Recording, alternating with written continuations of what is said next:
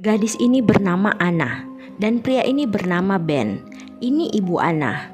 Pagi itu mereka sedang menghitung uang yang akan dibawa ke bank untuk menyicil tanah yang digadaikan ayah Anna sebelum beliau meninggal. Ben menghampiri Anna dan ibunya, memberitahu kalau bentor sudah ada. Setelah sampai di bank, ibu Anna memberikan dokumen yang diperlukan untuk mencicil tanahnya kembali. Pihak bank menjelaskan kalau sebenarnya ini agak rumit, namun dia akan mengusahakan yang terbaik untuk keluarga Anna. Itu membuat Anna dan ibunya sedikit lebih tenang.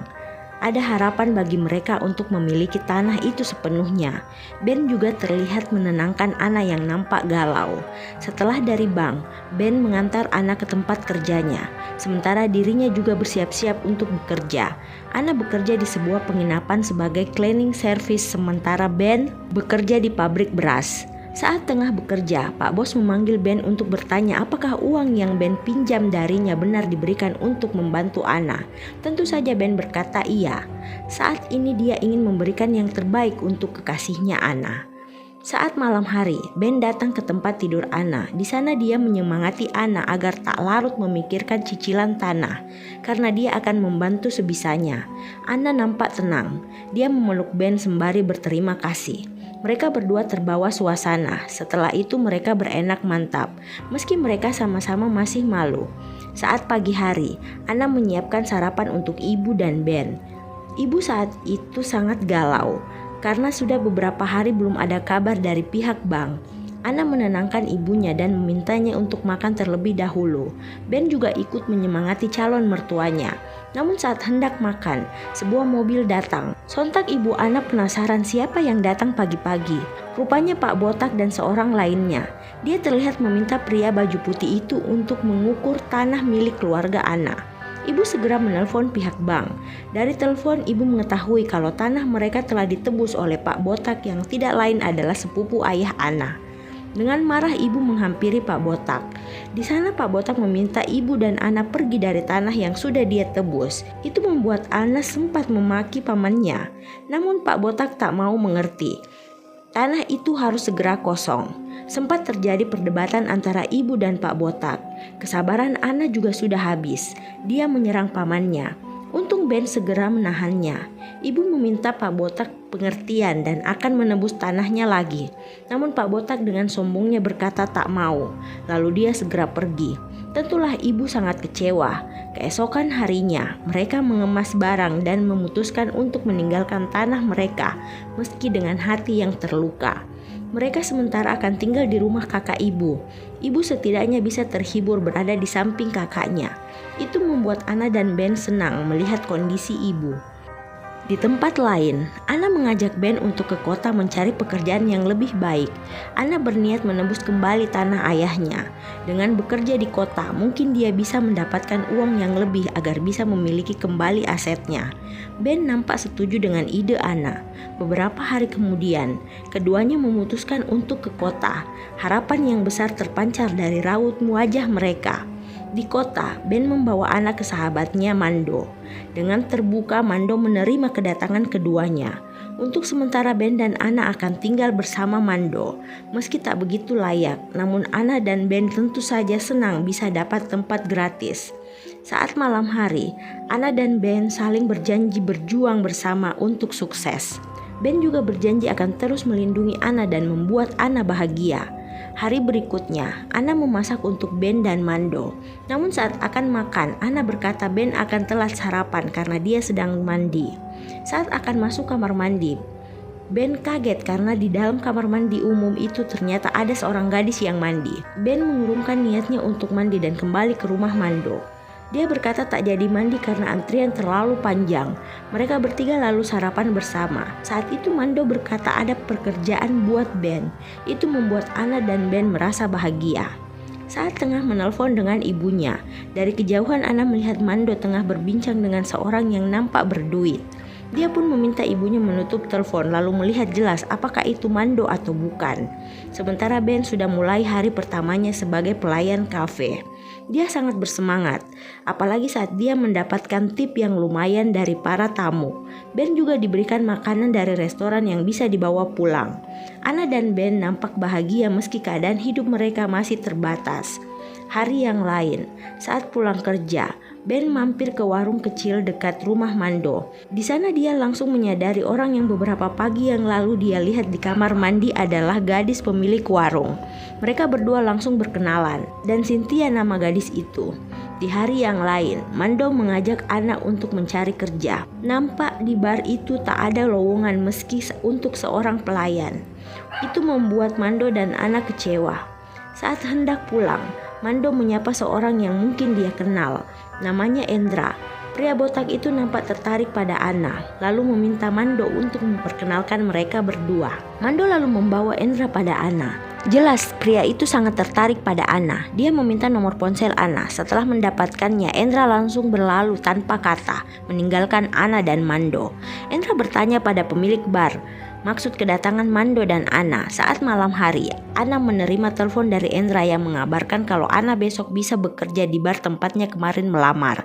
Itu tentu saja membuat Anna bahagia. Keesokan harinya, Anna terlihat berjalan menuju bar. Di sana Endra sudah menunggunya. Anna pun mulai bekerja dan melayani pelanggan dengan ramah. Itu membuatnya mendapatkan tip lumayan. Tip itu dia tabung untuk misi awalnya. Ben juga nampak menggabungkan uangnya, yang tentu saja untuk menebus tanah keluarga Anna. Hari yang lain, Ben mendapatkan tip lebih. Dia mengajak Anna untuk makan siang mewah. Anna bahagia siang itu. Namun kebahagiaan itu singkat saat dia melihat seorang ibu menggendong bayi dari anak perempuannya. Mungkin Anna juga berniat memberikan ibunya cucu. Olehnya itu saat malam hari, Anna dan Ben berenak mantap. Itu juga mereka lakukan karena Mando sedang tak di rumah. Endra datang ke tempat kerja Anna. Dia terlihat memberikan Anna tip untuk pelayanan Anna yang baik. Tentu saja Anna merasa senang. Setelah itu dia pamit kembali bekerja. Rupanya Ben ada di depan tempat kerja Anna. Dia hendak pulang bersama Anna malam itu. Namun saat dia melihat ke arah bar, dia merasa tak nyaman melihat Endra ngobrol dengan Anna. Segera Ben menghampiri keduanya. Merasa tak nyaman dengan Ben yang berstatus kekasih Anna, Endra segera pergi. Rupanya Ben merasa cemburu pada Endra. Dia menolak Anna saat diajak berenak mantap. Anna meyakinkan Ben kalau Endra bukan siapa-siapa baginya. Setelah menjelaskan semua, Anna pamit masuk ke dalam. Keesokan harinya, Ben datang ke tempat kerja Anna. Saat tengah menunggu Anna yang sedang dipanggil, dia menerima pesan gambar dari Cynthia. Gadis itu mengirimi beberapa foto yang nampak cantik. Dari belakang Anna melihat ponsel Ben dan bertanya siapa gadis itu. Ben langsung menjawab, dia Cynthia dan dia tinggal satu flat dengan Mando. Hari ini dia mengundang Anna dan Ben ke ulang tahunnya. Itulah alasan Ben datang menemui Anna. Setelah memberitahu Anna, dia pun pamit untuk kerja. Di tempat kerja, Ben melihat seorang wanita dan pria memegang uang yang banyak karena menang taruhan. Tentu saja Ben juga ingin punya banyak uang. Saat pulang kerja, dia mampir untuk nonton taruhan. Di sana dia diajak oleh seorang untuk ikut juga. Ben nampak tertarik karena memang dia butuh uang lebih. Sementara di bar, Anna mendapatkan perilaku yang tidak mengenakan dari seorang tamu. Dia histeris dan terus menangis. Pak Bos menenangkan Anna setelah membawa tamu itu keluar dari bar. Pak Bos meminta maaf pada Anna. Di tempat lain, Ben terus menaruhkan uang yang dia dapatkan. Namun keberuntungan tak memihak dan dia terus saja kalah hingga uangnya habis. Seorang bandar Raymond menawarkan pinjaman. Ben menerimanya lalu mulai bertaruh lagi. Lalu dia kalah lagi. Dia pulang dengan hati yang suntuk. Dia mengabaikan Anna yang menyambutnya di tempat tidur. Setelah membuka pakaian, dia langsung tidur dan tak ingin bicara. Itu membuat Anna sedih. Namun dia menahannya sendiri. Meski pada ibunya yang selalu bertanya keadaan putrinya di kota. Raymond terus menelpon Ben untuk menagih, namun Ben belum punya uang untuk bayar, jadi dia tak mengangkat teleponnya. Dia hanya ingin bekerja hari itu. Sementara di bar, Pak Bos memintanya untuk tutup saja karena tamu sepi. Itu membuat para karyawan kecewa termasuk Anna. Seorang penari di bar menawarkan apakah Anna mau jadi penari. Anna tak menjawab wanita itu. Di rumah, Ana tengah mencatat kebutuhan yang akan dibeli di pasar. Nampak Ben memberikan Ana uang belanja. Mando juga meminta Ana untuk membeli beberapa makanan. Setelah itu Ana pamit pada keduanya untuk ke pasar. Ben dan Mando juga hendak pergi kerja, namun Raymond memanggil Ben. Mando pamit duluan pada Ben. Raymond menagih uang yang kemarin dipinjam Ben. Ben berkata belum punya uang karena merasa terpojokkan. Ben langsung menyerang Raymond. Tak tinggal diam, anak buah Raymond mengeroyok Ben. Raymond yang emosi menodongkan senjata pada Ben. Untung Mando datang dan meminta Raymond pergi dan melepaskan Ben. Syukurlah tak terjadi hal serius pada Ben. Mando meminta Ben segera melunasi hutang dan tak usah berurusan lagi dengan Raymond. Ben berkata butuh uang lebih. Mando hanya berkata jika ingin uang instan, jalannya yang viral dan cepat adalah menjual video XX. Setelah itu Mando pamit untuk kerja. Tinggal Ben sendiri. Ana marah pada Ben yang ternyata punya hutang karena judi. Ben berusaha minta maaf, namun Ana masih marah dan meminta Ben untuk fokus dengan tujuan mereka. Di tempat kerja, Raymond terus saja menelpon Ben. Saat Ben menjawab teleponnya, dia berjanji akan membayar hutangnya segera. Entah dari mana dia akan dapat uang sebanyak itu secepatnya. Ben rupanya menerima ide Mando dengan menjual video Ana saat berenak mantap dengannya. Awalnya Ben tak yakin, namun hutangnya harus lunas. Dia menjual video Ana dengan imbalan sesuai hutangnya pada Raymond. Video Ana viral. Teman di bar kaget melihat Ana dalam video XX. Seorang teman kerja memperlihatkan video itu pada Ana, dan itu membuat Ana sangat malu dan syok. Ben nampak frustasi, sementara Ana yang kecewa dan malu menghampiri Ben dan bertanya mengapa Ben tega melakukan itu padanya. Ana sangat marah dan mengamuk. Dia kecewa pada Ben yang dia percaya, sementara Ben tak bisa berkata apa-apa dan hanya menyalahkan dirinya sendiri. Beberapa tahun berlalu, Ben kembali ke kampungnya. Dia kembali bekerja di pabrik beras tempatnya dulu bekerja. Pak Bos menyalahkan Ben sepenuhnya atas apa yang terjadi. Ben nampak menyesal. Sementara di kota, Mando masih dengan pekerjaannya. Kali itu dia membawakan seorang teman bulenya barang bagus. Terlihat Ana menyapa Ben. Tak lama dari itu Endra datang menyapa keduanya. Mando pamit untuk lanjut kerja. Rupanya Ana kini hidup bersama Endra yang menjadikannya manajer bank. Hidup Ana lumayan mewah dari sebelumnya, namun dia tetap intens menghubungi ibu dan adiknya. Saat di bar, Endra datang bersama istrinya. Di sana si istri tengah marah-marah karena proposal donasi untuk sekolahnya ditolak. Endra meminta Ana untuk tidak menunggunya malam itu karena dia akan mengurus istrinya. Nampak Ana maklum. Sementara di desa, Ben melihat adik Ana di atas becak, namun dia tak berani menyapa. Setelah pulang kerja, Ben pergi ke rumah ibu Ana, namun lagi-lagi dia langsung pulang tanpa memberi salam karena rasa bersalahnya pada Ana.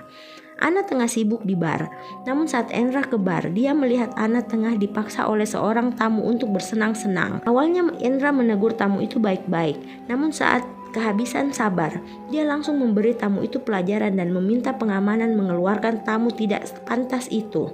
Setelah itu dia meminta maaf pada tamu yang lainnya karena ada sedikit ketidaknyamanan di barnya. Di rumah, Ana sempat menolak Endra karena kesal dengan sikap berlebihan Endra di bar tadi pada tamu. Endra tak seharusnya begitu, kata Ana. Endra marah ditolak oleh orang yang dia besarkan. Dia mulai kasar pada Ana, namun meminta maaf. Namun kembali kasar pada Ana yang terus menolak untuk berenak mantap. Namun Endra memaksa Ana dan melakukannya melalui jalur belakang yang membuat Ana kesakitan. Di tempat lain, saat Ben tengah bermain kartu, dia menerima notifikasi di HP-nya yang berisi video XX-nya bersama Ana dulu. Dia panik dan memutuskan untuk pergi. Rupanya dia ke kota mencari Mando. Dia yakin Mando yang menjual video itu. Namun seorang kenalan berkata, Mando dan Ana sudah lama pindah. Seketika Ben teringat janjinya pada Ana untuk melindunginya. Namun justru dia yang menghancurkan Ana. Saat tengah di jalan entah kemana, Ben melihat Mando hendak naik becak. Ben memutuskan untuk mengikuti Mando. Rupanya Mando ke sebuah bar. Ben terus mengawasinya, namun beberapa saat kemudian Ben melihat Ana keluar dari bar bersama Endra. Hendak mengikuti Ana, namun Mando juga terlihat keluar dari bar. Ben memutuskan untuk mengikuti Mando. Saat yang tepat, Ben langsung menghajar Mando dari belakang. Dia meminta alasan mengapa Mando tega merekamnya bersama Ana dan menjualnya. Mando tak bicara apa-apa dan langsung pergi. Tinggal Ben yang kesal sendiri. Setelah itu Ben memutuskan mencari Ana di bar dan akhirnya mereka bertemu. Ana meminta Ben segera pergi karena akan bahaya jika Endra tahu. Namun Ben menghina Ana menjual diri. Itu membuat Ana menampar Ben dan memintanya segera pergi. Saat akan pergi, Endra datang dan melihat mereka berdua, namun Ben tetap saja berlalu tanpa menyapa pria itu. Ben nampak terus mengawasi Anna dari jauh. Saat melihat Anna pulang, Ben memutuskan untuk mengikutinya. Ben mencari tahu bagaimana bisa bertemu Anna. Namun saat dia memanjat tembok samping rumah, dia melihat Anna tengah disiksa oleh Endra karena kehadirannya tadi di bar. Ben tak tahu harus melakukan apa. Dia sangat bingung malam itu. Keesokan harinya dia mengintai lagi di depan bar, namun dia tidak melihat kehadiran Anna hari itu. Olehnya itu, saat malam hari dia memutuskan untuk kembali mengintai di tembok samping rumah. Saat itu waktu yang tepat karena mobil Endra sedang keluar. Dia segera memutuskan untuk menemui Anna. Saat dia melihat ke dalam rumah, rupanya ada penjaga bersenjata. Dia dengan hati-hati memotong kawat pengaman tembok rumah. Setelahnya dia perlahan melompat dan mengendap-endap mencari keberadaan Anna. Dia perlahan menaiki tangga dan berjalan pelan. Dia masuk ke sebuah kamar yang benar itu kamar Anna. Dia membangunkan Anna perlahan. Melihat Ben, Anna langsung memeluk pria yang memang dia cintai itu. Ben mengajak Anna untuk pergi dari tempat itu. Anna setuju untuk ikut. Namun saat Ben memastikan semuanya aman, dia melihat Endra kembali karena melupakan sesuatu. Saat Ben merasa aman, dia segera menggendong Anna yang lemah. Mereka segera keluar dari rumah Endra. Namun seorang penjaga melihat mereka. Ben melumpuhkan pengawal itu, lalu segera kembali bersembunyi. Seorang pengawal melihat Anna tengah duduk di atas rumput. Dari belakang, Ben menghajar pengawal itu hingga tak sadarkan diri. Lalu mereka segera menuju tembok tempat Ben tadi datang. Sayangnya Endra tahu ada yang tak beres. Dia lalu melepaskan peluru ke arah Ben. Ben tadi sempat mengambil senjata si pengawal dan terjadi baku tembak. Saat itu, hingga peluru keduanya habis. Anna lebih dulu manjat dan menyeberangi tembok. Namun saat Ben hendak menyeberang, Endra menusuk pisau ke paha dan perut Ben beberapa kali hingga Ben terluka parah. Namun masih bisa lolos dari Endra. Si botak tak kehabisan cara. Dia menarik rambut Anna untuk menahan wanita itu. Ben segera mengambil kayu dan dengan rasa emosi menancapkannya ke tubuh Endra, membuat pria botak itu tewas perlahan. Anna dan Ben segera pergi dari tempat itu. Namun di ujung jalan, dua pengawal Endra menunggunya dengan senjata di tangannya. Ben meminta Anna untuk segera pergi lewat arah yang lain, sementara dia mencegah dua pengawal itu. Namun karena lemah, Ben tak bisa berbuat apa-apa. Dia hanya pasrah menerima peluru demi peluru yang dilepaskan ke arahnya. Anna histeris melihatnya, namun dia harus menyelamatkan diri. Dia terpaksa meninggalkan Ben yang kini telah tiada. Mungkin dengan cara seperti ini, Ben menebus kesalahan terbesarnya pada Anna, orang yang dia cintai dan mencintainya selamanya.